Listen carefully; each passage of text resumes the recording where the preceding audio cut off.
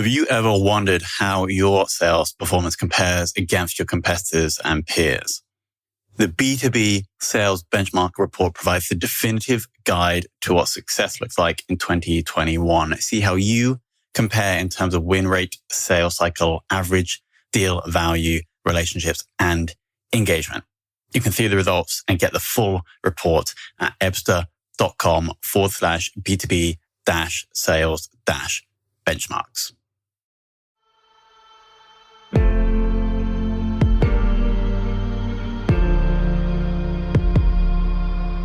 This is Sales Ops Demystified, the #1 most downloaded podcast in sales operations. We invite the brightest minds in sales ops onto the show to deconstruct the what, why, and how behind rep productivity, forecasting, metrics, and all things revenue.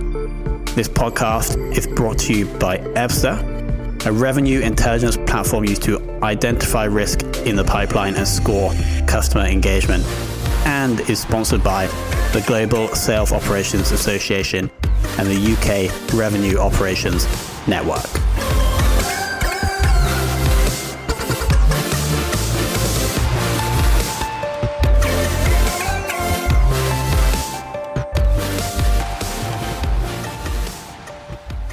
Hello and welcome to another very special episode of the Sales Ops Demystified podcast. Today we're joined by Chris Fezza. Chris, welcome to the show. Thanks, Tom. Appreciate you having me. And my pleasure entirely. And the reason I am so happy that you're here is that ever since we started, I've been asking guests about the importance of being a Salesforce admin or having a Salesforce admin in the sales ops team. Now, I know that you have pretty extensive experience here. Currently, the founder, I believe, of AdminWithin, which is a sales ops as a service / sales ops consultancy, which I do believe includes some technical Salesforce stuff. So, Chris, that's one of the things I want to cover today. But before that, I'd like to go back a few years. And I understand that you studied psychology. And so my first question is, how, if at all, has it helped you in your career in sales operations? Sure. Yeah, absolutely. It's a bit of an interesting transition to go from psychology to sales ops and trying to figure out, how those two kind of connect at all. I think that I was always very interested in psychology because I think when I started taking the courses, it explained a lot about just how people's minds work, how they go through kind of consideration, decision-making process, what makes people really tick. And so I found the studies very interesting overall. My sort of thesis and specialty in my major was in clinical psychology. And so I had a chance to, as part of my thesis, run a clinical trial, which exposed me to, statistics, like more the scientific method and, things that go along with sort of running effective scientific tests or trials. I think that's kind of where it parallels to, sales ops, the kind of the data analysis side of things, drawing conclusions from the data, how to make sure that you're running kind of an effective and appropriate test and that sort of thing. So while maybe not, connected on the surface, I think that kind of the interest in the analytics part of psychology actually sort of led me in this path too. Plus I was, a little bit concerned about my career. If I went forward as a psychologist, I just thought it would be potentially a little bit depressing day to day, listening to a lot of people's problems, even though, obviously you're ideally helping them, just wasn't really the path that I wanted to pursue. It totally makes sense. You're saying that the psychology degree or the scientific part of it gave you the awareness of the scientific method, which is very important as you're running tests or analyzing data within a sales or from a sales team. Exactly. Cool. Awesome. And then on to the next subject that I was alluding to, the importance of either being a Salesforce admin or having a Salesforce admin in the team.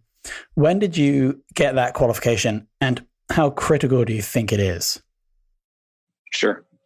Yeah, I think that it's something that I picked up. So I started off, as a research analyst, and was in more of a kind of pure analyst role. And I think that what happened was, shortly after I moved into sales ops, I was using Salesforce a lot because Salesforce is kind of the main CRM for the company I was at, Living Social.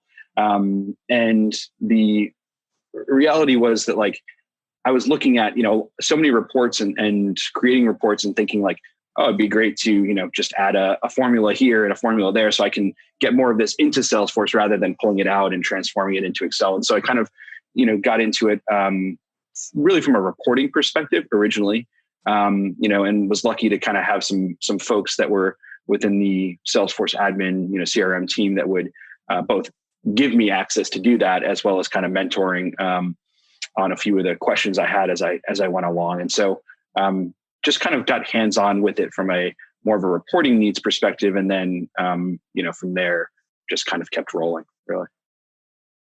Cool. And then today, we'll talk more about this at the end, but at AdminWithin, how much of the services or strategy you provide is focused on that more technical area?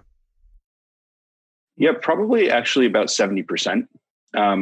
So it definitely depends project to project, but I think in a lot of cases, companies that we're working with, it can kind of, the spectrum can vary from companies that have no sales ops yet because they're either kind of just starting to grow the sales team, growing out the function. Maybe they don't need a full-time hire yet, but they need some type of support. And a lot of companies are smart. Maybe they've raised some money and they want to be able to kind of invest in building things out the right way, not making the same mistakes that so many other companies have as they were growing and building. So it depends. Certain projects, it could be just mostly kind of tools and technology, getting the sales RevOps tech stack up and running. In others, generally, kind of when the business is a little bit more established, maybe a little bit bigger sales team, they may have some needs around, using us for help with annual planning cycles, running some of their sales analytics, creating a weekly or monthly sort of executive KPI deck or readout, that sort of thing. But I think actually probably about 70% of the work is more on the kind of Salesforce technical side. And so we are a Salesforce registered partner as well.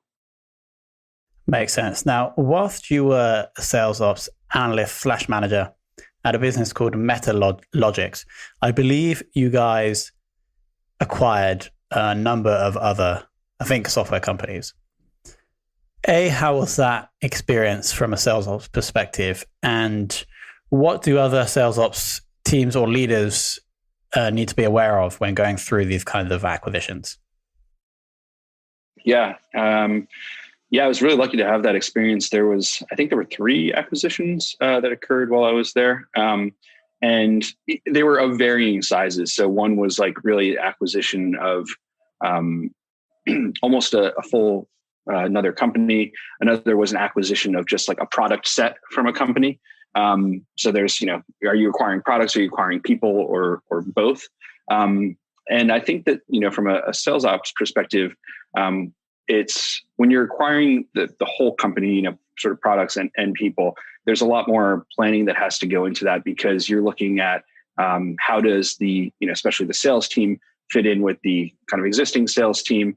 Are we going to have a kind of a double coverage or dual selling model in the beginning, 6 months or to a year, something like that. And then are we going to then, sort of recut or redivide the territories accordingly?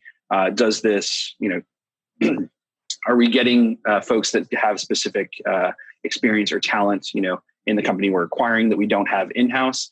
Sometimes, just as much as the products itself, like the people that you're getting as part of the acquisition can be a great benefit. And so there's there's some kind of things like, what are we doing today that's really good? What are we going to pick up or learn from the company that we're acquiring? And how do we incorporate those two together? And so that's like, not just how do we kind of carve up territories, how do we sell the products, but also like, is there a sales strategy that's working really well in terms of their, cold outreach approach? or their ability to drive inbound demand on the marketing side. So kind of like the best thing is you get to really take the best of both worlds in an acquisition. And so kind of planning accordingly, to take advantage of that, I think is really important.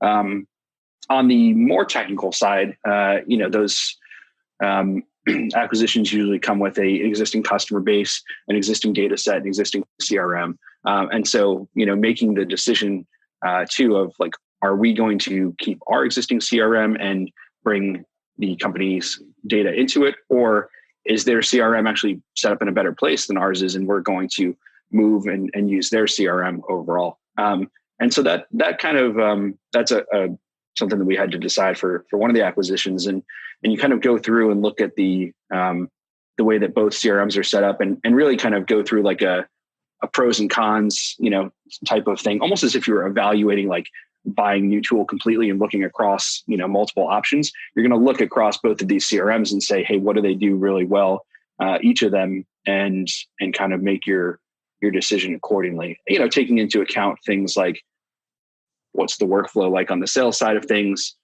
What are the integrations that are already set up? You might have integrations between, Salesforce and an ERP or a marketing automation platform that you want to keep up and running. And then, also like what's the historical data migration going to look like to bring over all the kind of the existing customers, existing pipeline, and that sort of thing. But that's actually usually a lesser consideration versus like integrations and workflow that are already set up in the CRM. So it seems like one of the most crucial parts of acquiring is actually having an honest assessment of the capabilities and also the processes and CRM of both parties, and then choosing the one that is actually which is objectively the best, even though you might be emotionally thinking that your inbound lead generation strategy is better. So that's sounds like the crucial part. But keeping with the CRM theme, I think the next role from that travel click, you managed a migration to Salesforce Lightning for approximately 1,000 users. For anybody listening who is about to go through a Lightning migration, I think there still is people out there. What is like the number one thing to consider whilst doing that? I think the biggest thing to consider is how can you make the migration bring benefits to your end users? So, a lot of people think about Lightning migration as like something that we have to do. At some point, Salesforce is, I think about a year or two ago, Salesforce really stopped putting out new features on Classic, and everything new is coming to Lightning. So you're spending, all this money every year for your SaaS subscription with Salesforce, and if you're not on Lightning, you're basically getting none of the new and improvement features that they're delivering. So some companies think about like, oh, we just kind of have to do this. Salesforce is forcing us to do this in effect. But I think that it's also like you want to think about it through the benefits. So if I've got a customer service team that's on Salesforce, what are the kind of new features that Lightning will unlock? What are the ways that we can improve their existing workflow to shave time off their ticket resolution? Maybe use something like the Lightning record page layout flexibility to surface related records all on one screen, so that customer service agents don't have to go through 3 or 4 different pages for each case that they're working. Things like that, and bringing those benefits to light really helps, I think, make the migration a positive thing rather than just a drain on business resources to do the migration, as well as a drain on the team for just the change management of learning a new platform. I think that it's hard because a lot of organizations want to just say, hey, what's like the minimum we need to do to be compatible in Lightning and make the shift? But I think if you do go that step further and think and really kind of try to deliver benefits through the change, it will be more reasonably well adopted. Makes total sense, both to like get more from the migration, but also to help market the migration or even push the migration through. So that makes total sense. Now up to today with the work at AdminWithin, what do you think from all the sales ops functions that you've dove into in the past 2 years, what do you think is the number one opportunity for a sales ops team or leader going into 2021? Number one opportunity. I think that it was sort of at this interesting inflection point right now where the average sales team uses a lot of different tools. I think that in most organizations that are sort of tech friendly, and especially like kind of SaaS type businesses that we work with frequently, the sales team might use kind of up to 10 tools in their tech stack at any given time, which is a lot. And there's always going to be some you add an additional tool because it brings some additional benefit, or it's the best at X specific thing. But I think that the sales ops organizations need to think about like sort of the tool switching, context switching, efficiencies that are lost, and try to think about for their teams, how can they kind of streamline their workflow and platforms, strip out things that are really not bringing positive ROI to the team, or think about a different way to potentially better integrate them to just make that workflow a little bit more seamless for folks. Yeah, I guess conventional wisdom is that more tech, the better if it's within the budget. But what you're actually saying is there is a downside to having more tech. Yeah, I think there can be for sure. I mean, certainly to maintain it, but also just in terms of like getting people able to ramp up on all the tech that they have to use for their position, and really just kind of day-to-day ongoing management of it. I think it's for organizations that are like a little bit more mature and do have a lot of tech, I think it's a good process to go through sort of an annual reassessment of are we really seeing the benefits we thought we would from each tool that we're using. Sure. Then again, looking forward to 2021, do you, I assume you've had some exposure to a forecasting process for next year. What can sales ops teams do to forecast effectively next year, especially where their forecast may have been completely ripped to shreds in 2020? Yeah. I think I'll be candid, 2020, I think took everyone by surprise overall. And so it's a little bit hard to know what 2021 is going to bring. Hopefully, more stability from a business perspective. But I think that it really kind of comes down to, the fundamentals of how you look at, what's the health of a deal, the health of a prospect, or even the health of a customer from a renewals perspective overall. And just making sure that as you should have probably been doing before, you're kind of staying on top of those metrics. So you've got a thorough understanding of who the decision makers are in any deal, that you've got them involved, that you're seeing like kind of the regular touch points that you would throughout the sales cycle, and just that you're kind of constantly staying on top of that pipeline. I think it's you're no longer safe to assume that because you had a great conversation 2 weeks ago that your prospect is discussing it internally and working on their approvals. Things might be changing a lot more rapidly than they were before, and things deals can certainly make it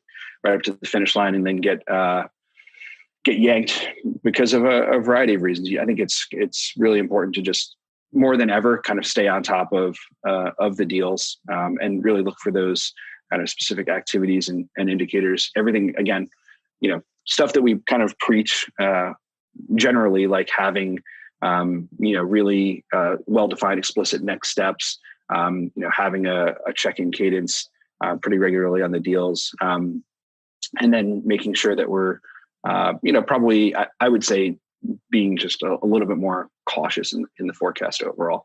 Not sandbagging, but yeah. Yeah, so essentially more diligence and potentially more caution in the forecast in order to ensure its accuracy for next year. Now, Chris, the most important question of the episode: who in the world of sales ops would you most like to take for lunch? It's a good question. There's a lot of folks out there, and I feel like I've been a part of this great Slack community for the past few months called WizOps, Wizards of Ops, and started by the folks at Sonar.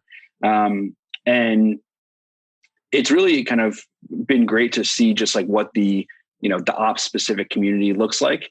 So I think that, we've chatted over Zoom plenty of times, but I definitely would want to take Brad Smith from Sonar out to lunch. And I think he's a very like-minded guy and would be fun to meet in person. I think we've had a couple of people have said Brad, and I have heard of WithOps. It's a great name for a community. But yeah, we will, I think we're going to have to try and reach out to Brad to try and get him on the show. You should. Chris, thank you so much. People, I guess, can just Google AdminWithin if they want to find out more about you or the business. Is that the best way for people to find out? Yeah, just adminwithin.com or look me up on LinkedIn. Amazing. So I think the thing that we covered in this episode that I don't think we've covered that well before out of all previous 145 episodes, I think, is the acquisition piece. So I think that's how we're going to lead with this episode. I think it's that your thoughts specifically on the analysis of the thing you're acquiring and also your things, and then choosing the best as opposed to just thinking that yours are the best and then just consuming their things, e.g. their processes, etc., CRM structure into yours, because that might not actually be the best way to do it. So, Chris, thank you so much for coming on. Thanks, Tom. Appreciate you having me.